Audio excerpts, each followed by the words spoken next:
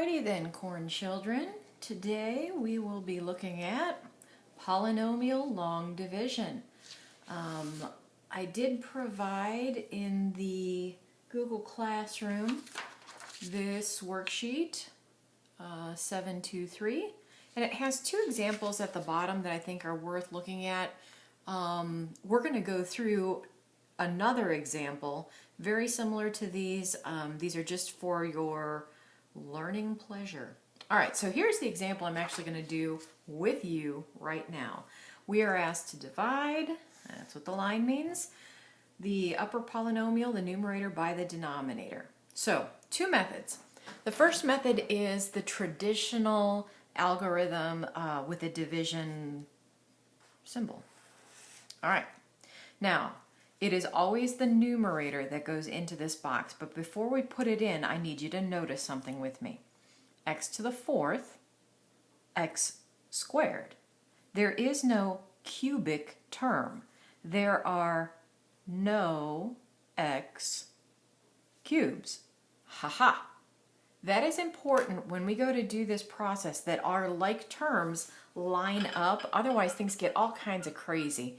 So when I go to put the numerator in here, I will list x to the fourth, and there it is, 0x cubes minus 3x squared plus 5x minus 3. Double check, fourth power, third power squared, linear, constant term.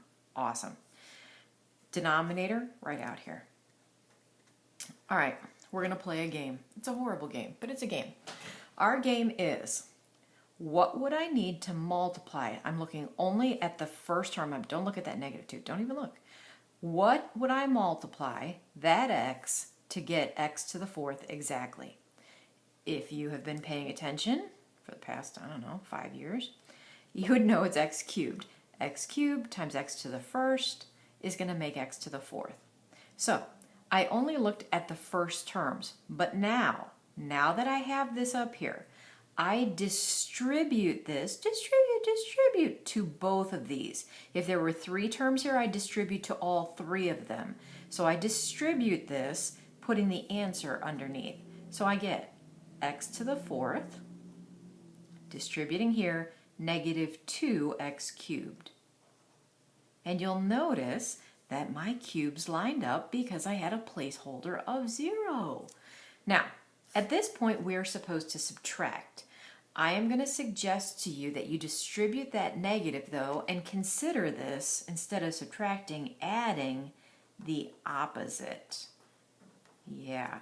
Now, on the worksheet, they don't show that. They just leave it a minus sign here, but we need to distribute the negative all the way through.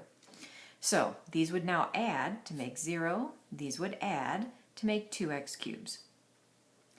We have one term here, but our divisor has 2 terms. So we will need to bring down the next term.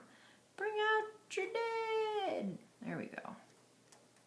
So now what? Well, now we do the process again. This time we're only going to look at these 2 lead terms. We ask ourselves, just like we did up here, we ask ourselves, what times x makes 2x cubed? The answer is 2x squared, positive no less. Now I'm going to take that positive 2x squared. We've already used this one. Don't look at that. We've already used it, so we're here. We take the 2x squared and distribute it to both of these, putting the answer under the like terms. This is fun. All right, we're supposed to subtract. Think of it as adding the opposite. So we're right here. Those add up to 0. This adds up to a positive 1x squared. Bring out your dead. I need 2 terms to work with because our divisor has 2 terms. We keep going until the degree here is less, not even equal, but less than the degree there. So we have to keep going. What times x will give you x squared? 1x. Distribute the 1x. Distribute. Add the opposite. It's like we've already done this. Yeah. These add up to 0. By the way, if the front term doesn't add up to 0, you've done it wrong. 7x, bring out your dead. One more time. These are still equal degrees. Equal degrees. You have to keep going. What times 7x will give you, or what times x will give you 7x? Answer 7. Distribute, distribute, distribute. Add the opposite. Don't drop the ball now. And that gives us 11. Now this is 11, no x's. So the degree here is 0, x to the 0. That makes this 11 our remainder. Oh, I'm almost off the screen. All right, so that's our remainder. So how do we write our final answer? All right, here's how we do this.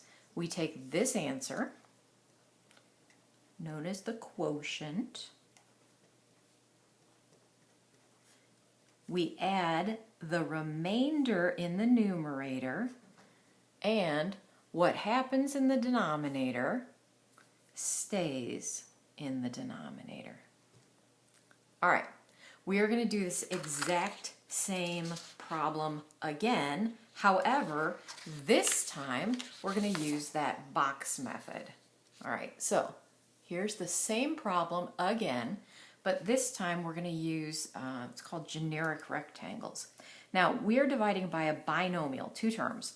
So when I draw my little rectangle, I want it to be 2 rows. I never bother figuring out how many across, I just keep going till I'm done. All right, x minus 2 is going to go right here on the side. X, negative 2. All right, here's how you start. The lead term automatically goes into the first box. All right, if you remember this from Algebra 1, the way these rectangles work, the outer parts need to multiply to make the inner parts. So I need to ask myself, what would I need to multiply by this x to make x cubed? Or x to the 4th. The answer is x cubed. X cubed goes up here. Sure enough, those multiply to make x to the 4th. But now look, these 2 are on the outside as well. So I can multiply those together to make this box. All right, now here's where this gets tricky. This is the tricky part for the rectangles. The diagonals are where we find our like terms.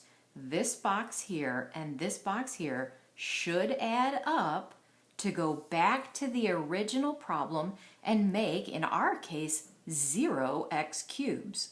So I have negative 2x cubed, and what would need to make 0x cubes? Well, the answer is positive 2x cubes. Those would add up to make 0. So you're always referring back to the original problem.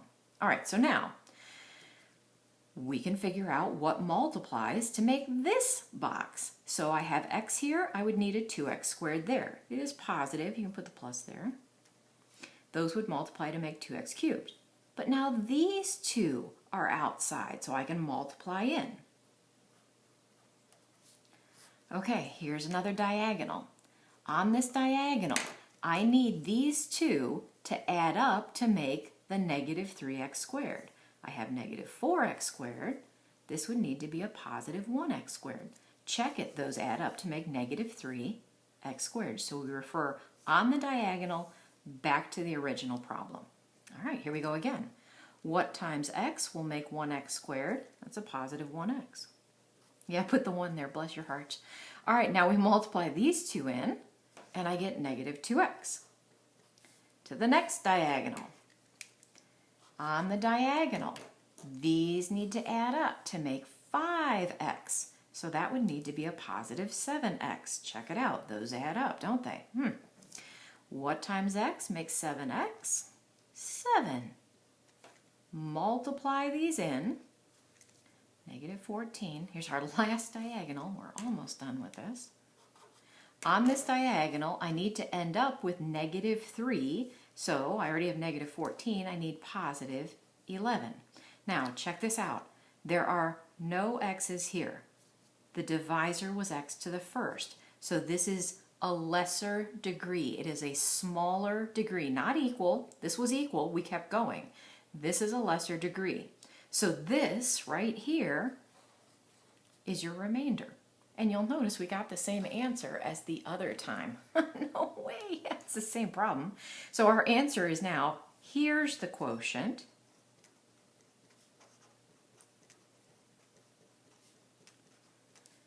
plus the remainder goes in the numerator. What happens in the denominator stays in the denominator. Enjoy.